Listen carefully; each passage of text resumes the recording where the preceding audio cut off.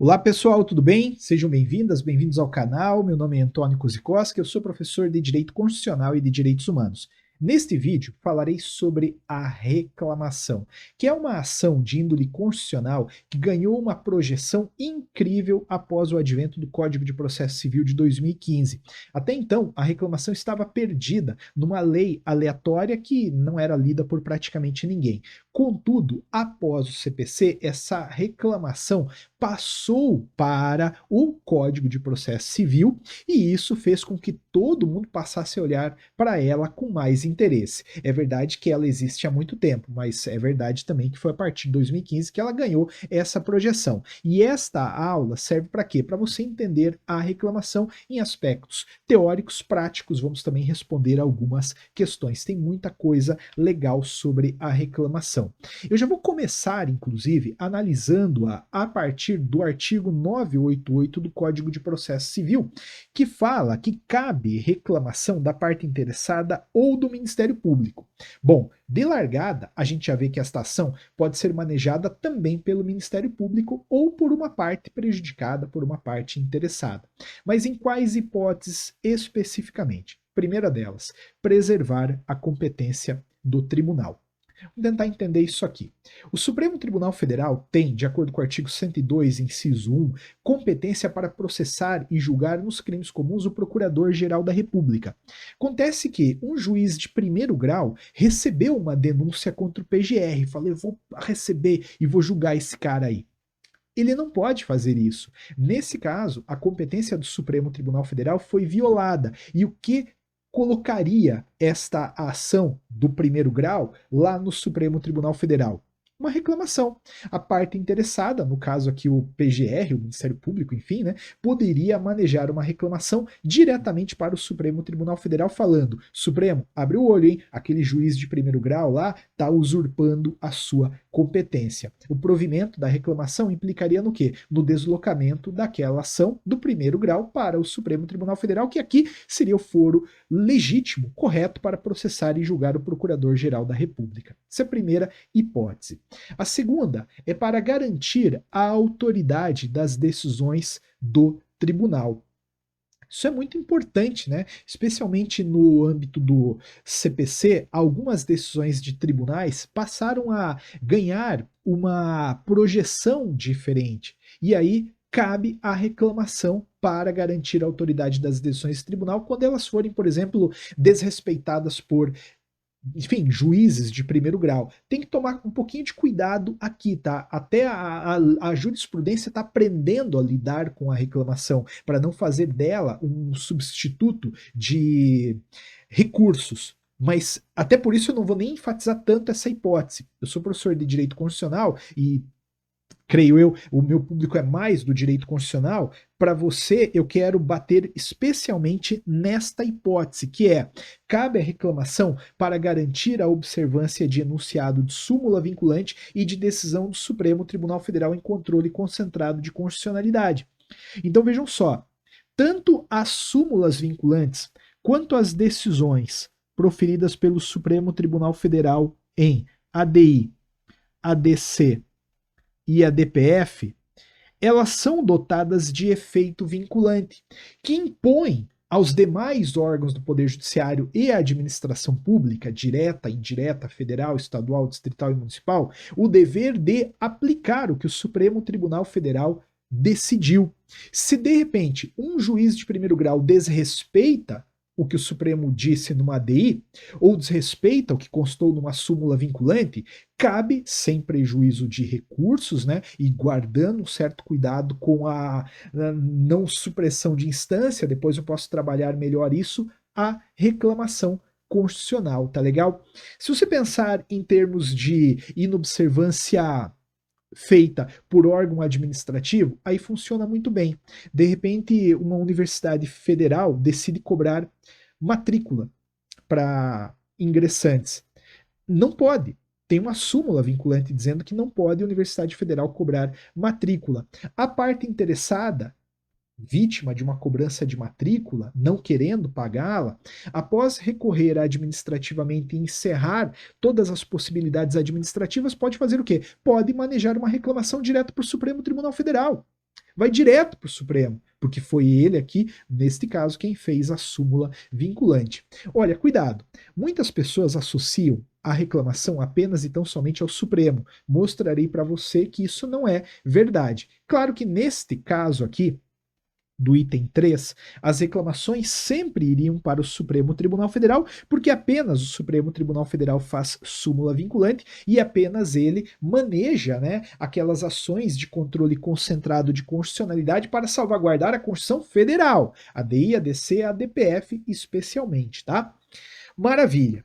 Além disso, também cabe a reclamação para garantir a observância de acórdão proferido em julgamento de incidente de resolução de demanda repetitiva ou de incidente de assunção de competência. De novo, como eu vou trabalhar a questão mais constitucional da reclamação, eu destaco o item 13, é a partir dele que a gente vai trabalhar. Então, aqui a gente tem as hipóteses de cabimento da reclamação.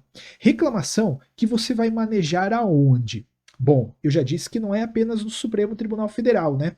Isso decorre especialmente do artigo 988, parágrafo 1º, que fala que a reclamação pode ser proposta perante qualquer tribunal e seu julgamento compete ao órgão jurisdicional cuja competência se busca preservar ou cuja autoridade se pretenda garantir.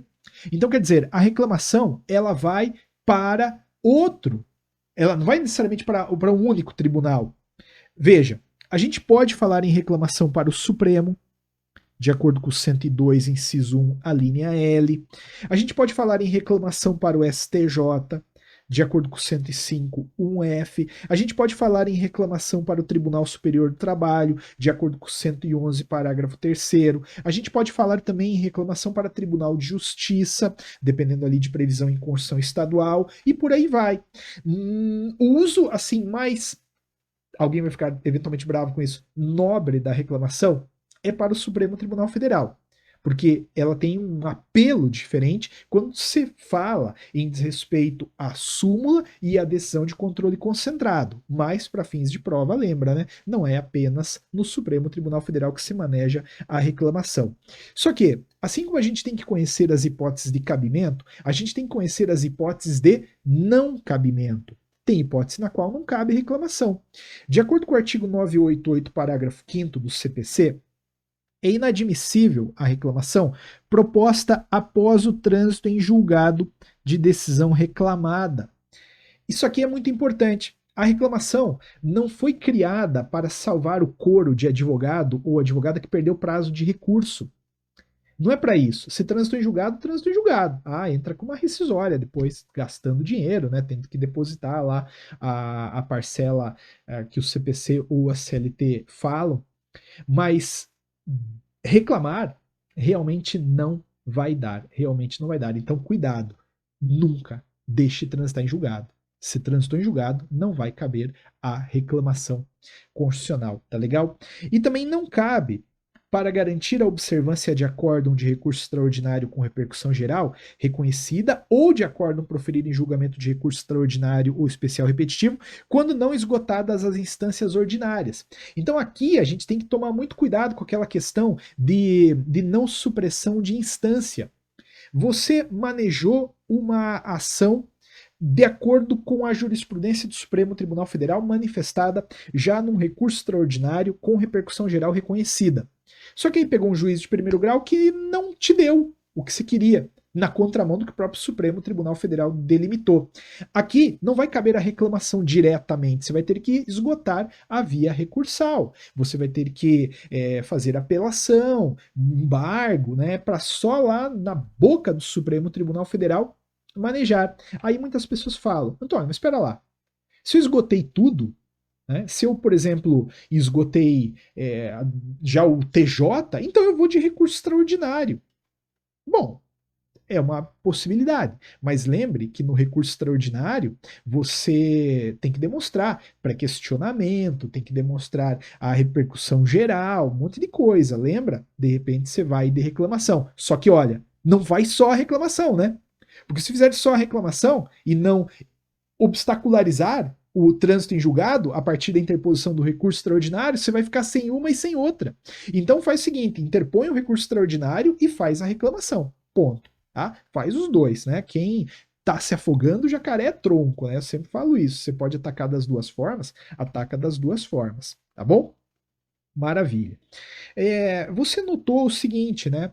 A reclamação ela tem um grande apelo no desrespeito ao efeito vinculante de decisão do Supremo em controle concentrado, a DI, a DC e a DPF, inclusive cautelares ou liminares, e também em súmula vinculante. O efeito vinculante vai atingir os demais órgãos do Poder Judiciário e a administração pública. Então, se esses desrespeitarem o efeito vinculante, cabe uma reclamação. Cuidado com uma coisa, como eu tinha dito, quando o desrespeito é por parte da administração pública, você precisa esgotar a via administrativa. Isso aqui está muito claro, inclusive na lei da súmula vinculante, tá? Então, veio uma decisãozinha administrativa desrespeitando o efeito vinculante, você tem que recorrer administrativamente. Quando não cabe mais, aí já que você vai para o judiciário, já mete uma reclamação lá e resolve, tá legal? Então, olha só, em linhas gerais, esta é a reclamação constitucional. Parte teórica dela é esta. Vamos juntos fazer algumas questões aqui para tentar entender um pouco, né, o dia a dia da reclamação, ao menos em questão de concurso público. Prefeitura de Guarujá, 2021. Foi aprovada uma lei de iniciativa de vereador que estendia aos servidores públicos inativos o auxílio alimentação já previsto em lei para servidores públicos em atividade. O prefeito ajuizou a ação direta de inconstitucionalidade perante o Tribunal de Justiça do Estado, que foi julgada improcedente. Essa ação aqui, eu também não vou explicar, mas existe um controle concentrado no âmbito de Tribunal de Justiça para salvaguardar a Constituição estadual, tá? O que aconteceu foi criar uma lei estendendo aqui o auxílio alimentação para servidor público inativo. O prefeito acabou manejando uma ação no TJ que foi julgada improcedente. Os fundamentos da ação eram a inconstitucionalidade formal da lei, porque não poderia a matéria ter sido tratada por vereador, e especialmente ofensa ao texto da súmula vinculante número 55 do Supremo, que fala que o direito ao auxílio alimentação não se estende a servidores inativos. Bom, a medida judicial mais adequada ao caso a ser adotada no processo seria o quê? A apresentação de recurso extraordinário dirigido ao Supremo Tribunal Federal com fundamento em ofensa a preceito da Constituição Estadual, apresentação de ADPF pelo município perante o Supremo, deixar transitar em julgado a decisão e propor dentro do prazo de até 5 anos ação rescisória, apresentação de reclamação perante o Supremo, requerer ao governador que ajuize ação direta de inconstitucionalidade contra a lei municipal. Olha, só com o que a gente já viu aqui nesta aula, daria para marcar com segurança a letra D. Como aquilo estava desrespeitando uma súmula vinculante do Supremo, cabe o quê? Cabe uma reclamação. Não cabe a letra A, porque não cabe recurso extraordinário para alegar ofensa à Constituição Estadual. Também não cabe a letra B, porque município não pode ajuizar essas ações de controle concentrado. Tem vídeo no meu canal, inclusive, explicando a jurisprudência do Supremo Tribunal Federal a respeito do artigo 103. Não pode deixar transitar em julgado, a gente conversou sobre isso agora. E não faria sentido, não seria a medida mais cabível, né, efetiva, requerer ao governador que ajuize ação direta de inconstitucionalidade contra a lei municipal, até porque a DI não cabe contra a lei municipal. Então a gente tem aqui uma primeira questão sobre reclamação. Outra. É incabível a reclamação constitucional que, sob a alegação de desrespeito à súmula vinculante, vise impugnar ato judicial transitado em julgado. É verdade. Sem dúvida alguma, não cabe reclamação constitucional quando já transitou em julgado aquela discussão. Veja como é importante. Está lá no artigo 988, parágrafo 5º do CPC, que é inadmissível a reclamação proposta após o trânsito em julgado da decisão reclamada. Mais uma aqui, ó. Antônio, meu xará, requereu a concessão de licença para instalar uma farmácia na zona comercial do município Alfa.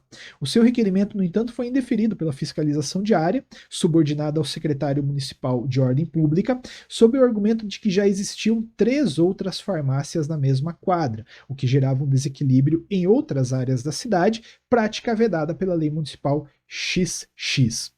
Considerando que a decisão afrontava o teor da súmula vinculante, no caso é a 38, salvo engano, para que a questão seja submetida à apreciação do Supremo, Antônio, ao ser dela cientificado, deve considerar nula a decisão proferida e praticar os atos amparados pela súmula vinculante com posterior referendo do tribunal, esgotar as vias administrativas, ingressar com ação no juízo competente, exaurir a instância ordinária e ajuizar a reclamação. Pô, mas é muito longo o caminho, né? Ingressar com ação no juízo competente, exaurir a instância ordinária e ajuizar a reclamação, esgotar as vias administrativas competentes e ajuizar a reclamação diretamente, independentemente de qualquer outro ato. Olha, independentemente do número da súmula vinculante, me escapou esse número agora, é fato que o problema falava que a decisão estava em descompasso com a súmula vinculante. E neste caso, então, o que pode fazer? O que é mais inteligente fazer? Esgotar a via administrativa e ajuizar uma reclamação. Não daria para fazer diretamente, porque a gente viu que a reclamação tem que esgotar a via administrativa, né? Quando a gente vai impugnar uma decisão administrativa. Tudo o resto ali não era efetivo, sem dúvida alguma. Mais uma questãozinha aqui. O ministro do Trabalho e Emprego, no exercício de competência que lhe foi delegada, fez publicar no Diário Oficial da União portaria nomeando sua filha para exercer o cargo em comissão de chefe de gabinete do ministério de que é titular. Para combater o ato ilegal praticado, cabe ao legitimado ajuizar uma ação civil pública por ato de improbidade administrativa, originariamente no Supremo Tribunal Federal por violação ao princípio da moralidade. Olha, eu vou fazer o seguinte, como a gente já sabe que vai caber uma reclamação aqui, eu vou também já anulando os itens inverídicos, tá? Não existe competência originária do Supremo para manejo de ação civil pública. Ação civil pública em primeiro grau.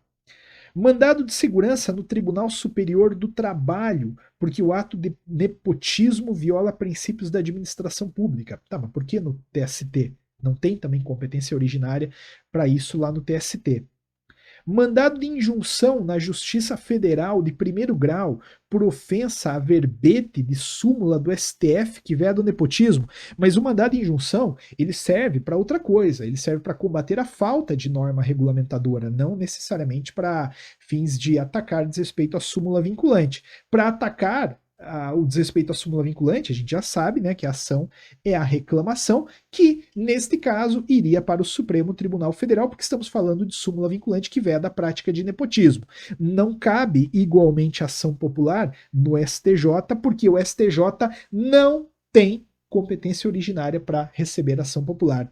Cuidado, hein? Ação popular, via de regra, é primeiro grau. Ainda que seja uma ação popular em face do presidente da República, é primeiro grau, tá bom? Maravilha. Eu vou deixar aqui só no slide, né, se dá um pause, depois se quiser estudar, o procedimento da súmula, aliás, da reclamação. Então, quando você maneja a reclamação, lá no Supremo Tribunal Federal, por exemplo, primeira coisa, ela vai ser distribuída para um relator, que vai requisitar informações da autoridade a quem for imputada a prática do ato impugnado. Naquele caso lá de reclamação contra o ato da Universidade Federal que cobrou a matrícula, poderia direcionar ali contra o reitor, por exemplo, que é o subscritor do ato de cobrança, né? Cabe a suspensão do processo ou do ato impugnado para evitar dano irreparável, e tem que determinar a citação do beneficiário da decisão impugnada, que terá prazo de 15 dias para apresentar a sua contestação. Nesse caso aqui, pense o seguinte: uma reclamatória trabalhista tem o reclamante e o reclamado.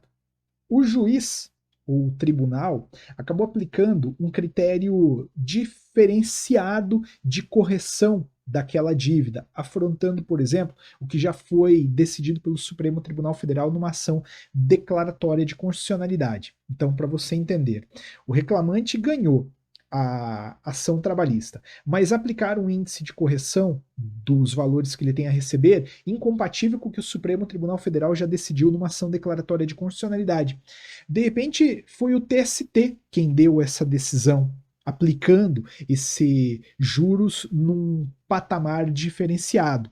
Caberia à empresa manejar uma reclamação, apontando como reclamado, atenção, como reclamado o TST, o ministro do TST. Entende? Reclamante a empresa, reclamado o TST. Só que teria que, nesta reclamação, citar o beneficiário da decisão impugnada. Né? Quem era o beneficiário da decisão impugnada? Era o reclamante, que estava ganhando lá um juro num patamar incompatível com o que a lógica da jurisprudência do Supremo Tribunal Federal determina, tá bom?